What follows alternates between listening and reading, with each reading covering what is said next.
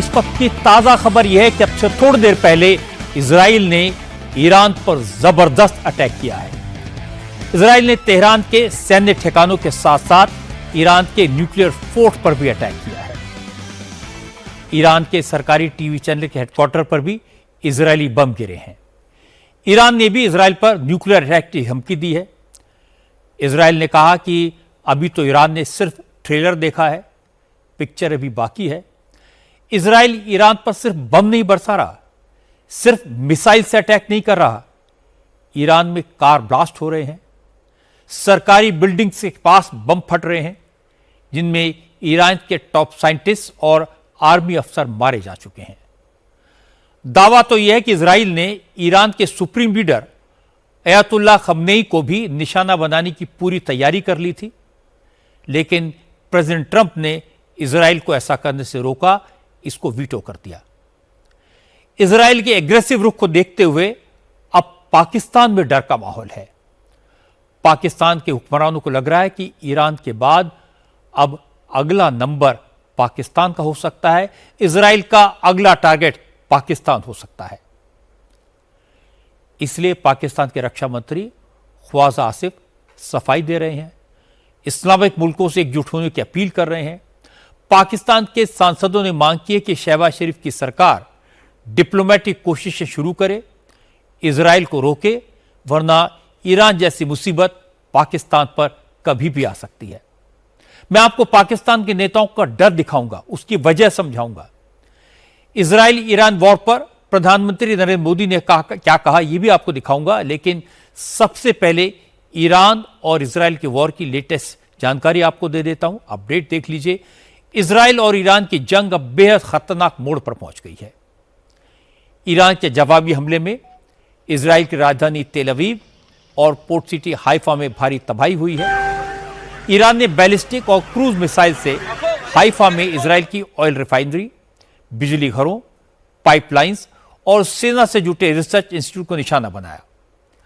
Haifa refinery से Israel की 60% तेल की सप्लाई होती है। ईरान के मिसाइल हमले में हाइफा का पावर प्लांट तबाह हो गया। हाइफा के अलावा ईरान ने इजराइल की राजधानी तेल अवीव पर भी दर्जनों मिसाइल दागी।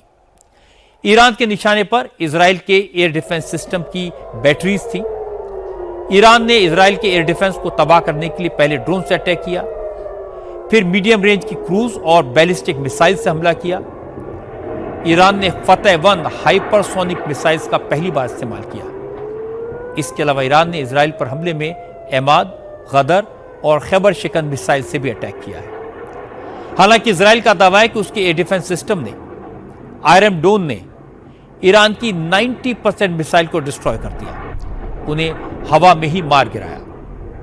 लेकिन ईरान की 10% मिसाइल्स जो टारगेट तक पहुंचने में कामयाब रही, उनसे भी काफी नुकसान हुआ है।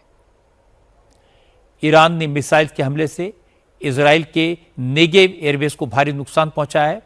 वैसे तो इजराइल का आयरन डोम एयर डिफेंस सिस्टम बहुत इफेक्टिव है। इजराइल की हिफाजत के लिए अमेरिका ने पेट्रियट और टार्ड एयर डिफेंस सिस्टम भी तैनात कर दिए हैं। लेकिन इजराइल से जो तस्वीरें आ रही हैं, उनसे साफ है कि इजराइल और अमेरिका के एयर डिफेंस सिस्टम ईरान के अटैक को पूरी तरह रोक पाने में नाकाम रहे, क्योंकि ईरान के मिसाइल्स और ड्रोन अटैक से इजराइल के कई शहरों में तबाही का मंजर है। तेल अवीव के अलावा बैतयाम, बेनी बराक और पेटा टिकवा शहरों में कई मोहल्ले ईरान के हमले में तबाह हो गए। ईरान ने इजराइल के प्राइम मिनिस्टर बेंजामिन नेतन्याहू के पुश्तैनी कस्बे पर भी हमला किया है। ईरान के मिसाइल अटैक से तबाह हुए इलाकों के लोगों को इजराइल में दूसरी जगहों पर शिफ्ट कर दिया गया है। इजराइल के ज्यादातर शहरों में रात के वक्त एयर रेड के सायरन बज रहे हैं। लोगों से सेफ हाउसेज और बंकर्स में जाने के लिए कहा गया है। ईरान की मिसाइल अटैक के जवाब में तेल अवीव का वाइजमैन साइंस रिसर्च इंस्टीट्यूट तबाह हो गया है, जिसमें इजराइल के न्यूक्लियर प्रोग्राम की रिसर्च होती है। ईरान ने धमकी दी है कि आने वाले समय में इजराइल पर उसके हमले और तेज होंगे। هشدارهای پیش رو برای روزهای آینده شما आने वाले दिनों के लिए हम आपको चेतावनी दे रहे हैं, अवैध कब्जे वाली जमीनें छोड़कर चले जाओ, क्योंकि आने वाले वक्त में वो यकीनन तुम्हारे रहने लायक नहीं होगी। इसमें कोई शक नहीं कि ईरान के बहादुर फौजी आने वाले समय में ऐसा जवाब देंगे कि अवैध कब्जे वाले पूरे इलाके में तबाही मच जाएगी। ईरान के मिसाइल अटैक के जवाब में इजराइल ने ईरान की राजधानी तेहरान और दूसरे सबसे बड़े शहर मशाद पर जबरदस्त बमबारी की है। ईरान के एयर डिफेंस सिस्टम को पूरी तरह तबाह कर दिया है। इजराइल अब चुन चुनकर ईरान के मिसाइल लॉन्च साइट्स को निशाना बना रहा है।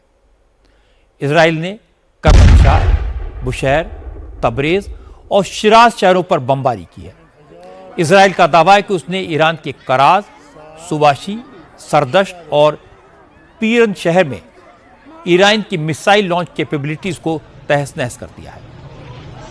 इजराइल के हमले में ईरान की आर्मी के chief of staff general Bagheri, Islamic revolutionary guard core के चीफ जनरल हुसैन सलामी मारे जा चुके हैं। इजराइल का दावा है कि प्रिसीजन स्ट्राइक्स में ईरान के 12 टॉप जनरल्स और 6 न्यूक्लियर साइंटिस्ट को मार दिया गया। हालांकि ईरान ने अब तक केवल 3 वैज्ञानिकों के जाने की खबर को कंफर्म किया है। इजराइल का कहना है कि उसके हमलों से ईरान का एयर डिफेंस सिस्टम पूरी तरह से खत्म हो गया है और अब ईरान के एयर स्पेस पर इजरायली फाइटर जेट्स का कंट्रोल है।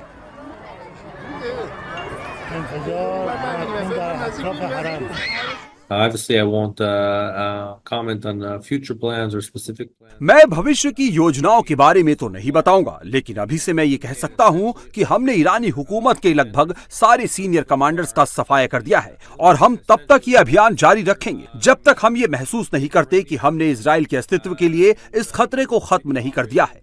Feel that we are able to. अब से थोड़ी देर पहले तेहरान में ईरान के सरकारी टीवी चैनल पर इजराइल ने बम बरसाए हैं।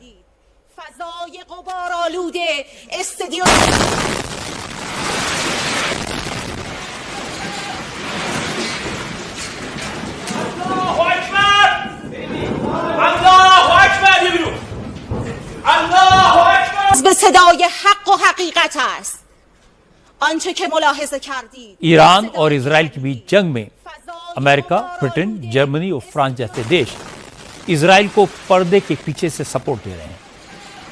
अमेरिका के प्रेसिडेंट डोनाल्ड ट्रंप ने कहा कि उनका देश इजराइल को सपोर्ट करता रहेगा। हालांकि ट्रंप ने उम्मीद जताई है कि बहुत जल्द ईरान और इजराइल के बीच समझौता हो जाएगा।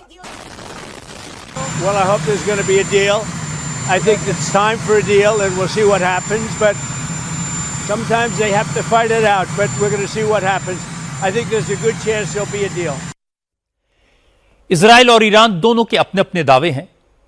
दोनों ने एक दूसरे पर मिसाइल से अटैक किए हैं। इजराइल का स्ट्राइक ज्यादा ऑर्गेनाइज्ड है क्योंकि उसने महीनों पहले इसकी तैयारी की थी, प्लानिंग कर ली थी। ईरान पर हमले से पहले हमास को तबाह किया, हिजबुल्लाह की कमर तोड़ी, सीरिया में सरकार पलटी और अमेरिका की मदद से एक सोचा समझा प्लान तैयार किया। इजराइल के निशाने पर ईरान का डिफेंस मिनिस्ट्री हेडक्वार्टर है। इजराइल की कोशिश है कि ईरान के टॉप कमांडर्स को खत्म कर दिया जाए और इससे भी ज्यादा इजराइल के निशाने पर ईरान के न्यूक्लियर ठिकाने हैं, उन्हें तबाह करने की तैयारी है। मैंने ईरान के एक्सपर्ट्स की बात सुनी है। उनका दावा यह है कि ईरान की न्यूक्लियर साइट्स जमीन में 60 से 80 मीटर नीचे हैं। इन एक्सपर्ट्स के मुताबिक इजराइल के पास जो मिसाइल्स हैं वो जमीन के अंदर ज्यादा से ज्यादा 6 फीट नीचे तक पहुंच सकती हैं। ईरान के न्यूक्लियर ठिकानों तक पहुंचने की क्षमता सिर्फ अमेरिका के पास है। सिर्फ अमेरिका की मिसाइल्स इतना नीचे जाकर मार कर सकती हैं। ईरान इजराइल की कैपेबिलिटी को समझता है और उसे यह भी मालूम है कि अगर जमीन के नीचे न्यूक्लियर ठिकानों पर हमले हुए तो इसे अमेरिका का डायरेक्ट अटैक माना जाएगा और फिर लड़ाई अमेरिका से होगी।